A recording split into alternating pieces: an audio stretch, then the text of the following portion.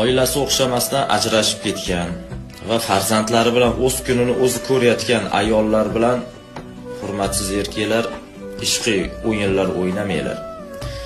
Chunki uni ona ekanligi esingizda tursin har doim. U ona u. Mayli siz uchun ko'chadagi bir buzuq ayollar darajasidadir, ajrashib ketdi, endi u bilan nima qilsam bo'laveradi deb o'ylarsiz. Lekin esingizdan chiqarmang, u ayol farzandlari uchun yashayapti. Ajrashib ketgandan keyin endi uni eri yo'q boshida.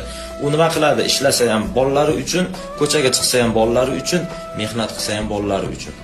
Endi bir erkakka u ayol imkoniyat bergan bo'lsa, bilingki bu juda uzoq o'ylangan ish. Farzandimga ota kerak deydi. So'g'imda menga suyanchiq bo'ladi deydi. Menga himoyachi bo'ladi yolg'iz ayol boshimga deydi. Mana shu narsalarni o'ylab chiqib, u bir erkakka ishonch bildiradi-da, u erkak zoti nima qiladi keyin? Yarim yo'lda tashlab ketadi. Bu juda xunuk narsa bu. Uni ayolligini hurmat qilmasangiz ham ona ekanligini hurmat qiling. Ko'zingiz yetmasa, aqlingiz yetmasa, bormang oldiga, gapirmang.